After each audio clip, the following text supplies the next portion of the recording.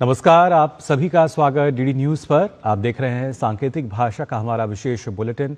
आपके साथ मैं हूं मुकुल शर्मा, मेरे साथ मौजूद है मेरी सहयोगी मनीषा शर्मा। तमाम खबरों से आपको रूबरू कराएंगे, लेकिन सबसे पहले नजर डालते हैं हेडलाइंस पर। प्रधानमंत्री Narendra Modi India AI impact summit में भाग ले रहे वैश्विक नेताओं का शाम को भारत मंडपम में करेंगे स्वागत। समिट में भाग लेने आए वैश्विक नेताओं के साथ कर रहे हैं द्विपक्षीय वार्ता।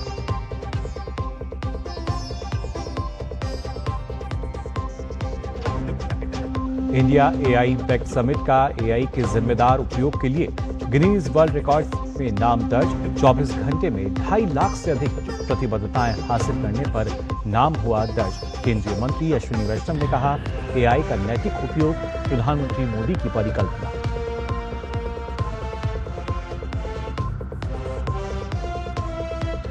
राष्ट्रपति द्रौपदी मुर्मू विशाखापट्टनम में अंतर्राष्ट्रीय बेड़ा समीक्षा कार्यक्रम में हुई शामिल। भारतीय नौसेना की समुद्री सुरक्षा और वाणिज्यिक स्थिरता में योगदान को सराहा। कहा, नौसेना विश्वास और दोस्ती का बनाती है सेतु।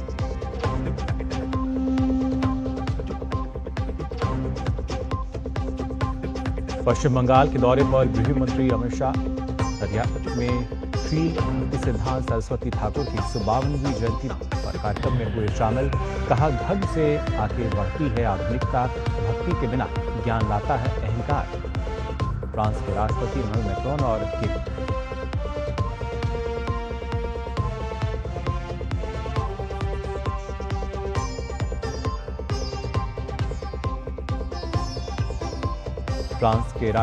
मैक्रोन और केंद्रीय स्वास्थ्य मंत्री जेपी नड्डा ने दिल्ली के एम्स में Indo French AI global health campus का किया उद्घाटन। ये कैंपस शोध, नवाचार और क्षमता निर्माण को देगा बढ़ावा।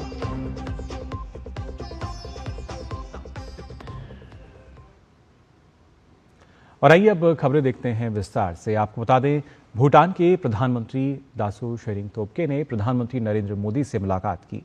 हैदराबाद हाउस नई दिल्ली में दोनों नेताओं के बीच कई अहम द्विपक्षीय मुद्दों पर इस दौरान चर्चा भी हुई। तो भूटान के अपने समकक्ष के साथ प्रधानमंत्री ने मुलाकात की। कजाकिस्तान के प्रधानमंत्री ओल्जस बेक्टिनोव प्रधानमंत्री नरेंद्र मोदी से उन्होंने भी मुलाकात की। हैदराबाद हाउस नई दिल्ली में दोनों नेताओं के बीच कई अहम द्विपक्षीय मुद्दों पर इस दौरान सार्थक चर्चा हुई।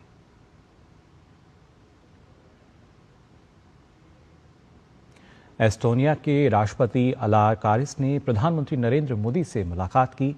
हैदराबाद हाउस में इस मुलाकात में दोनों नेताओं के बीच कई अहम द्विपक्षीय मुद्दों पर चर्चा हुई और एक सार्थक संवाद हुआ।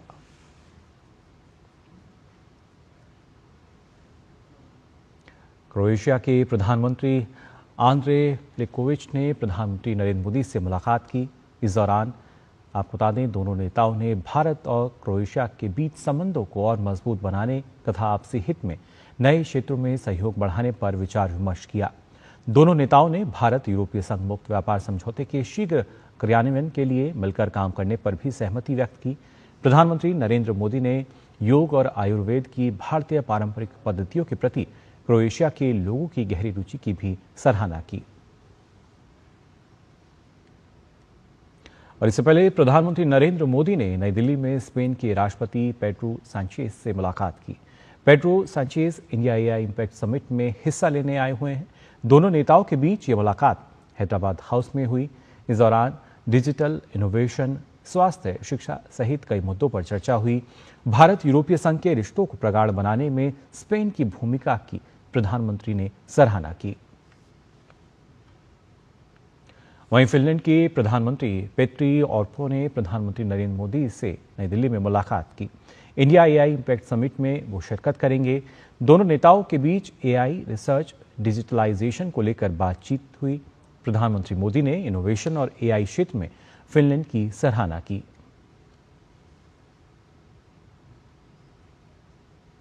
सर्बिया के राष्ट्रपति अलेक्जेंडर वोचिच ने प्रधानमंत्री मोदी से मुलाकात की।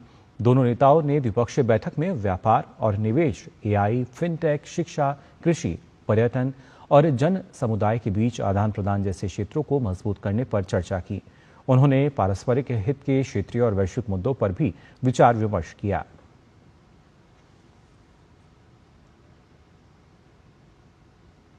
आपको बता दें, गूगल के सीईओ सुंदर पिचाई ने हैदराबाद हाउस नई दिल्ली में प्रधानमंत्री नरेंद्र मोदी से मुलाकात की। भारत एआई इम्पैक्ट सम्मेलन की मेजबानी कर रहा है। पीपल, प्लैनेट एंड प्रोग्रेस के सूत्र पर यह आयोजित किया जा रहा है। गूगल ने अक्टूबर 2025 में $15 बिलियन भारत में निवेश करने की घोषणा की थी।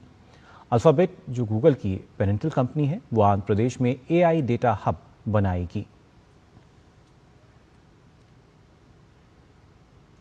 और आपको बता दें, फ्रांस के राष्ट्रपति इमैनुअल मैक्रॉन और उनकी पत्नी ब्रिगिट मैक्रॉन दिल्ली पहुंच गए हैं। एयरपोर्ट पर केंद्रीय राज्य मंत्री कीर्तिवर्धन सिंह ने उनका स्वागत किया।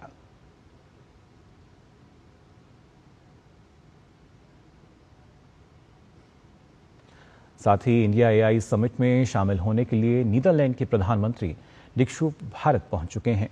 केंद्रीय राज्य मंत्री डॉक्टर जितेंद्र सिंह ने उनका स्वागत किया।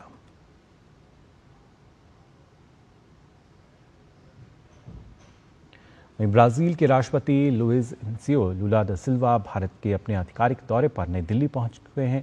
एयरपोर्ट पर केंद्रीय राज्य मंत्री पवित्रा मार्गरेटा ने उनका गर्मजोशी से स्वागत किया। अपने दौरे के दौरान राष्ट्रपति लुला दा सिल्वा इंडिया एआई इम्पैक्ट समिट में हिस्सा लेंगे। प्रधानमंत्री मोदी के साथ उनकी द्विपक्षीय बैठक भी प्रस्तावित है। भारत और ब्राजील के बीच रणनीतिक साझेदारी, साझा लोकतांत्रिक मूल्यों और समावेशी विकास के विजन पर आधारित मजबूत संबंध है। माना जा रहा है कि इस दौरे से दोनों देशों की साझेदारी को नई गति मिलती हुई नजर आएगी।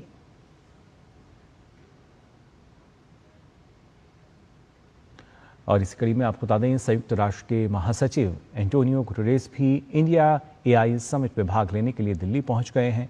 एयरपोर्ट पर उनका भव्य स्वागत किया गया। एंटोनियो गुटेरेस ने काफी सराहना की थी इंडिया एआई समिट की।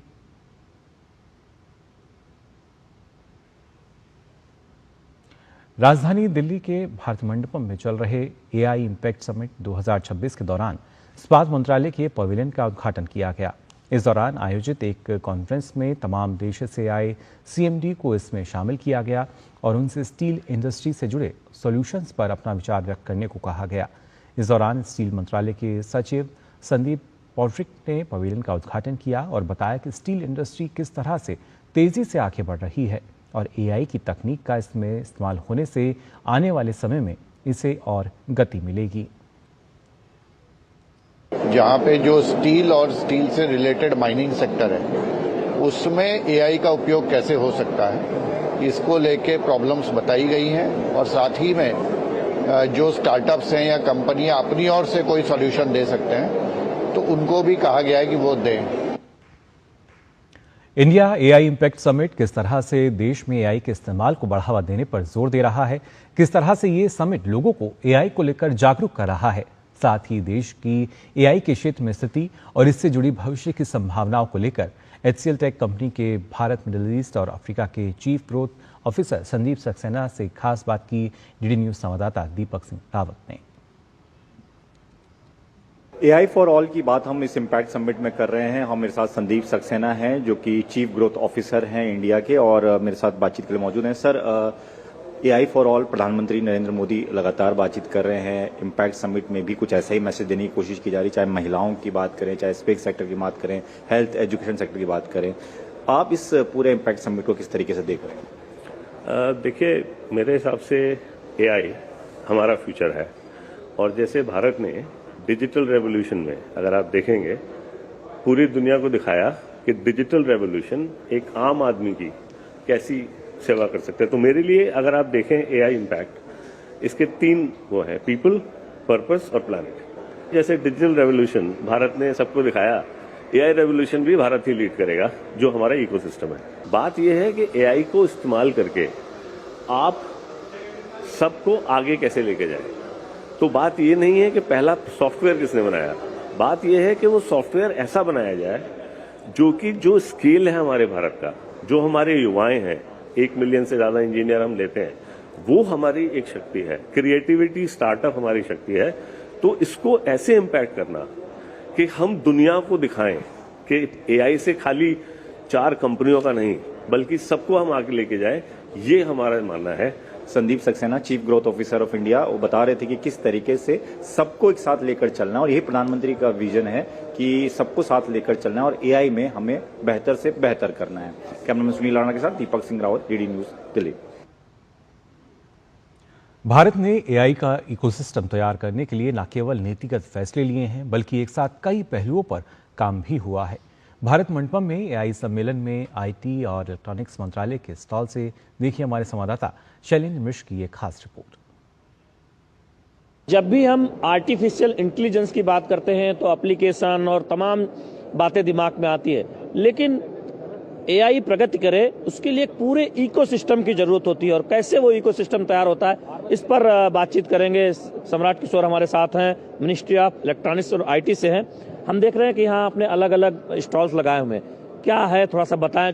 ये जो स्टॉल है, ये जो पवेलियन है माइटी का, इसकी जो कल्पना करी गई है वो ऐसे करी गई है कि बाहर गेटवे जोन बनाया है, जिसमें हमारे जो दुनिया की तरफ मैसेजेस हैं एआई को लेके, हमारे लीडर्स के, श्री नरेंद्र मोदी जी के, श्री अश्विनी वैष्णव जी के, उनको बाहर डिस्प्ले किया गया है टू द वर्ल्ड। पवेलियन को 7 जोन्स में डिवाइड किया गया है। भारत हर लेयर पे एआई की काम कर रहा है, सिर्फ एप्लीकेशंस पे नहीं। हम ये जानना चाह रहे हैं कि एनर्जी में क्या कुछ खास है, क्योंकि कहते हैं कि एआई एनर्जी स्टोरेज में भी बहुत बचत कर सकता है, ऐसा कहा जा रहा है। तो एआई एनेबलमेंट दोनों तरफ है, तो या तो एप्लीकेशंस का एआई एनेबलमेंट हो रहा है, और एआई को ट्रेन करने और उसको डेसिमेट करने की, पब्लिक के लिए अवेलेबल करने के लिए भी एनर्जी की बहुत ज्यादा जरूरत है। जब आप देखते हैं कि डाटा सेंटर की बात होती है तो एक तरह से इलेक्ट्रिसिटी की बहुत जरूरत है और एनर्जी की बहुत जरूरत है, तो वो पूरा इकोसिस्टम लाने के लिए एनर्जी की जरूरत है। तो यहाँ पर देखिए इंडिया एनर्जी स्टेक ये लगाया गया, तो इस तरह से एक एक क्या कुछ एआई के लिए जरूरत है वो पूरा इस पैवेलियन में दर्शाया गया है। इंफ्रास्ट्रक्चर में क्या कुछ एआई में चाहिए,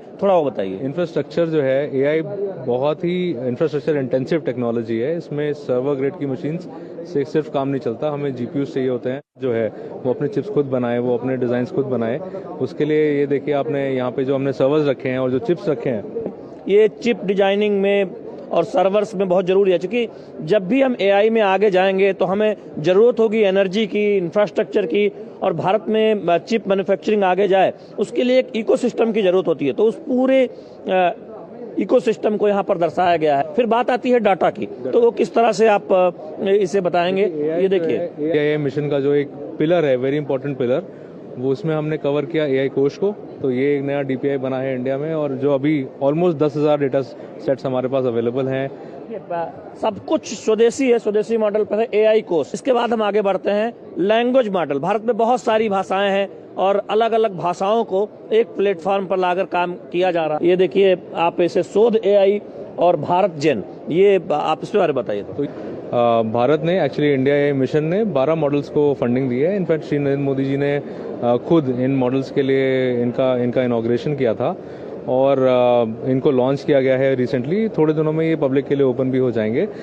ये प्योरली इंडिया में डेवलप करे हुए मॉडल्स हैं, और इसमें बहुत सारी फंडिंग इंडिया एआई मिशन ने करी है। की बात होती है, सबसे ज्यादा जरूरी है ट्रस्ट। तो यहाँ पर हम देख रहे हैं कि क्या है, कुछ आप बताइए। तो ये मैसेज ये है कि जो हमारी जोन्स हैं जिन पे हम अलग अलग जोन्स में काम कर रहे हैं, वो सारा का सारा while we are working on those things, we have to make sure that we are maintaining security.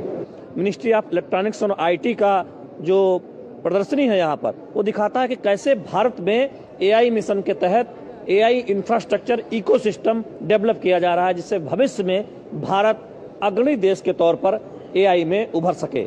Cameraman Monty के साथ शैलेंद्र मिश्र, डीडी न्यूज, दिल्ली। और फिलहाल बुलेटिन में हम यहाँ रुकने एक छोटे से ब्रेक के लिए जल्द हाजिर होते हैं। ब्रेक के बाद आप सभी का एक बार फिर स्वागत। आप देख रहे हैं सांकेतिक भाषा का हमारा विशेष बुलेटिन। खबरों में आगे बढ़ते हैं। आपको बता दें, इंडिया एआई इंपैक्ट समिट के मौके पर प्रधानमंत्री नरेंद्र मोदी ने सर्बिया के राष्ट्रपति अलेक्जेंडर वुसिक से मुलाकात की। पीएम ने मुलाकात की जो तस्वीरें हैं अपने सोशल मीडिया हैंडल एक्स पर साझा करते हुए लिखा, हमने डिफेंस, मैन्युफैक्चरिंग, डीपीआई, फर्टिलाइजर और इंफ्रास्ट्रक्चर जैसे एरिया में कॉपरेशन और गहरा करने के तरीकों पर चर्चा की। कई सालों से इंडिया और सर्बिया ने मिलकर काम किया है और मुझे यकीन है कि आने वाले समय में हमारे रिश्ते और भी मजबूत होंगे। केरल भाजपा अध्यक्ष राजीव चंद्रशेखर ने एक्स पर पोस्ट कर इंडिया एआई इंपैक्ट समिट में बढ़ती लोगों की भागीदारी की सराहना की।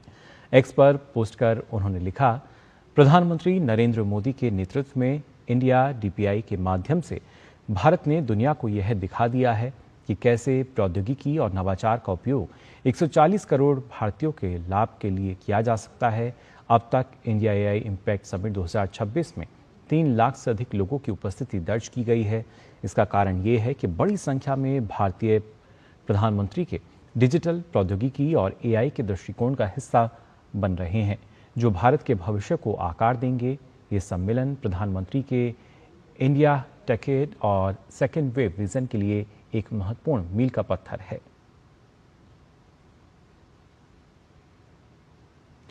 ग्रामीण युवाओं को डिजिटल युग से जोड़ने के लिए मोदी सरकार ने कौशल रथ की शुरुआत की है।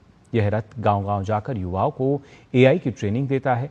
आधुनिक उपकरणों से लैस ये मोबाइल डिजिटल लैब युवाओं को एआई की बुनियादी जानकारी और व्यवहारिक प्रशिक्षण प्रदान करती है। प्रशिक्षण पूरा करने पर प्रमाण पत्र भी दिया जाता है, जिससे रोजगार के अवसर बढ़ते हैं। सरकार की इस पहल से ग्रामीण युवाओं में तकनीकी जागरूकता और आत्मविश्वास दोनों बढ़ रहे हैं। आइए देखते हैं हमारे संवाददाता नीरज सिंह की ये रिपोर्ट।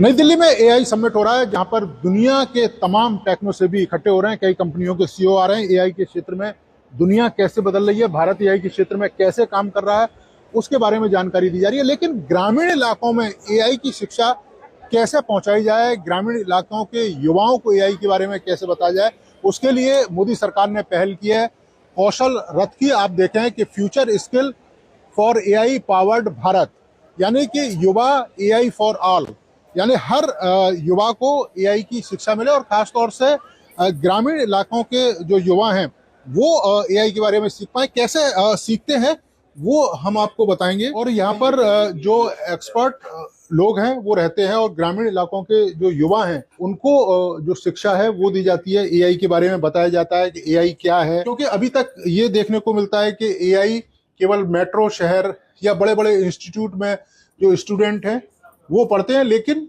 मोदी सरकार ये पहल कर रही है कि ग्रामीण इलाकों के युवाओं के बारे में भी बताया जा सके। ये बताइए किस तरह से युवाओं को सिखाते हैं, क्या बताते हैं एआई के बारे में, और क्या ग्रामीण इलाकों में इस कौशल रथ को लेके जाते हैं? बिल्कुल सर, ये जो हमारा कौशल रथ है एक आईसेक का इनिशिएटिव है, जहां पर हम रूरल एरिया में जाते हैं, साथ साथ में सेमी अर्बन एरियाज में जाकर के बच्चों को एआई के बारे में बताते हैं। क्योंकि आज की डेट में बस एआई का एक तरह से जो सोसाइटी में चलन आया है वो कहीं ना कहीं सबको एआई सीखने की बहुत ज्यादा जरूरत है।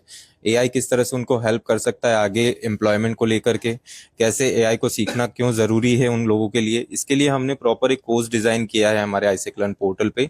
द कोर्स नेम इज युवा एआई फॉर ऑल। अच्छा, इस तरह के जो कोर्स है खासतौर से ग्रामीण इलाकों में ये चलाए जा रहे हैं एआई के बारे में, आपको क्या लगता है कैसे हैं ये? ग्रामीण इलाकों के लिए तो अच्छे हैं, क्योंकि उन्हें एआई के बारे में भी पता नहीं है, और जो अर्बन एरिया के हैं उन्हें पता है, तो सही है। मतलब तो ये आपने देखा कि जो लोग हैं यहाँ पर पहुंच रहे हैं, भारत मंडपम में इस कौशल रथ को रखा गया है और बताया जा रहा है कि किस तरीके से ग्रामीण भारत है वो भी धीरे धीरे एआई से साक्षर हो रहा है और युवा बेहतर अपना स्किल भी कर रहे हैं। कैमरामैन सुमित के साथ नीरज सिंह, बीडी न्यूज, दिल्ली। तो हर जगह एआई का जो उपयोग है बढ़ता हुआ नजर आता है। वहीं देश की सुरक्षा और राज्यों में कानून व्यवस्था को बेहतर बनाने के साथ ही अपराधियों की पहचान भी एआई में से अगर देखा जाए तो ये मददगार साबित हो रहा है। आइए देखते हैं हमारे संवाददाता शैलेंद्र मिश्र की एक खास रिपोर्ट। देश की सुरक्षा को चुस्त दुरुस्त बनाने और क्राइम कंट्रोल में किस तरह से एआई मदद कर सकता है, इसके लिए हम यहाँ पर हैं। आप देखिए, ये बताएंगे। भाई साहब बताइए कि क्या कुछ है ये, कैसे आप मददगार साबित होते हैं, आपका जो ये एआई सिस्टम है क्राइम कंट्रोल करने में? हमारी कंपनी का नाम है स्टैक्यू टेक्नोलॉजीज और जार्विस हमारे प्रोडक्ट का ये एआई टेक्नोलॉजी का नाम है जार्विस। हमारे पूरे देश में बहुत सारा कैमरा इंफ्रास्ट्रक्चर है और उस पूरे कैमरा इंफ्रास्ट्रक्चर के आगे हमारी एक एआई की लेयर लग जाती है, जिसकी हेल्प से we are not just helping prisons but also police department. Also जितना भी स्मार्ट सिटीज होती हैं वहां पे हम काम करते हैं, not just on the government side but also on the enterprise side, तो making sure that our country is safe as well as productive. तो इस तरह से हम देख रहे हैं कौन कौन अभी इसका इस्तेमाल कर रहा है। अगर राज्य सरकारों में देखें, ये यूपी प्रेजेंट डिपार्टमेंट्स के साथ हम कर रहे हैं, कर्नाटका प्रेजेंट्स के साथ कर रहे हैं। We are working with 14 state police forces और हम लोग बहुत हेल्प कर रहे हैं मेकिंग श्योर कि जो जेल के अंदर का एनवायरनमेंट है वहां पे कोई वायलेंस ना हो, कोई अनऑथराइज्ड ऑब्जेक्ट अंदर ना आ जाए। मेरे साथ मेरी कलीग श्रद्धा भी हैं। मैं जानना चाहूंगा कि जो आप अलग अलग सरकारों के साथ जब काम करें वहाँ कौन कौन सा नाम है जो इस एआई प्लेटफॉर्म को आपने दिया, थोड़ा सा वो बताइए। सर, हम यूपी में यक्ष अभी हमने नया लॉन्च करा है। तो पहले हमने त्रिनेत्रा करा था, देन उसका नया वर्जन त्रिनेत्रा 2.0 था, देन यक्ष था। हमारा क्या कहते हैं बिहार में चक्रा है, हमारा हरियाणा में ईगल है। सो डिफरेंट स्टेट में जारविस को डिफरेंट नाम से कहलाया जाता है। तो बेसिकली हमारा मेन मोटिव है हम क्राइम को कैसे एक स्टेट वाइज एक कंट्री वाइज कम कर सकते हैं। किस तरह से एआई देश की सुरक्षा व्यवस्था को बेहतर करने में मदद कर रहा है और कानून व्यवस्था बेहतर हो, उसमें एआई का इस्तेमाल अलग अलग सेक्टर्स में हो रहा है। कैमरामैन मोंटी के साथ शैलेंद्र मिश्र, डीडी न्यूज, दिल्ली। खबरों में आगे बढ़ते हैं। आपको बता दें, सशस्त्र बलों की सर्वोच्च कमांडर के रूप में राष्ट्रपति द्रौपदी मुर्मू ने आज विशाखापट्टनम में आयोजित इंटरनेशनल फ्लीट रिव्यू का अवलोकन किया। इंटरनेशनल फ्लीट रिव्यू 2026 में कुल 70 से अधिक देशों ने भाग लिया। 18 मित्र देशों के 19 वॉरशिप ने भी IFR में हिस्सा लिया। यह कार्यक्रम भारत की बढ़ती समुद्री क्षमता और वैश्विक नौसैनिक सहयोग के प्रति देश की प्रतिबद्धता को दर्शाता है। राष्ट्रपति द्रौपदी मुर्मू ने विशाखापट्टनम में अंतर्राष्ट्रीय बेड़ा समीक्षा के दौरान कहा, यह आयोजन समुद्री परंपराओं के प्रति राष्ट्रों की एकता, विश्वास और सम्मान को दर्शाता है। उन्होंने इस बात पर बल दिया कि एकजुटता की भावना इस रिव्यू की थीम यूनाइटेड थ्रू ओशंस में बखूबी समाहित है। यह वैश्विक समुदाय को एक सकारात्मक संदेश है कि सामूहिक नौसैनिक शक्ति की प्रतिबद्धता और दृढ़ संकल्प सभी चुनौतियों पर विजय प्राप्त कर सकता है। International Fleet Review reflects unity, trust and respect among nations for maritime traditions.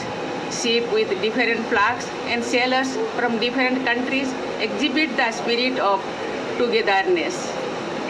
The spirit of togetherness is well captured in the theme of this review, United Through Oceans.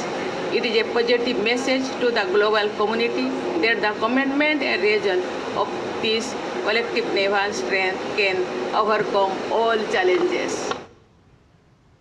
राष्ट्रपति ने कहा कि सामुद्रिक कार्यक्षेत्र सहित अंतर्राष्ट्रीय संबंधों के प्रति भारत का दृष्टिकोण वसुधैव कुटुंबकम के हमारे आदर्शों से प्रेरित है। ये दृष्टिकोण इस ज्ञान को दर्शाता है कि वैश्विक सुरक्षा और विकास स्थिरता और स्थायित्व साझेदारी के माध्यम से ही संभव है। साझेदारी की ये भावना एक स्थायी वैश्विक व्यवस्था की आधारशिला है। India's approach to international relations, including the maritime domain, is guided by our ethos of Vasudhaiva Kutumbakam, or the world is one family. This approach reflects the wisdom that global security and growth, sustainability and stability are built through partnerships. This spirit of partnership is the bedrock of an enduring global order. Therefore, India believes that a sound maritime order is based on collective responsibility and cooperative action among like-minded partners. नई दिल्ली स्थित Hyderabad house में Sun micro system के सह संस्थापक विनोद खोसला ने प्रधानमंत्री नरेंद्र मोदी से मुलाकात की।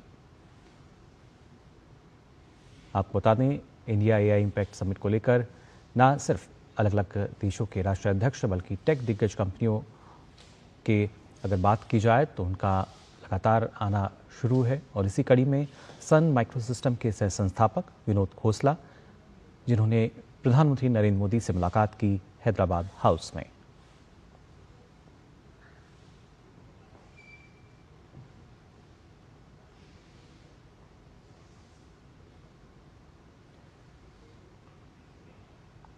दुनिया भर की दिग्गज टेक कंपनियां जो हैं वो लगातार हम देख रहे हैं किस तरीके से इंडिया एआई इम्पैक्ट समिट में अपनी मौजूदगी दर्ज करा रही हैं। और इसी कड़ी में अगर बात की जाए सन माइक्रो सिस्टम की तो उसके सह संस्थापक विनोद खोसला, जिन्होंने मुलाकात की प्रधानमंत्री नरेंद्र मोदी से।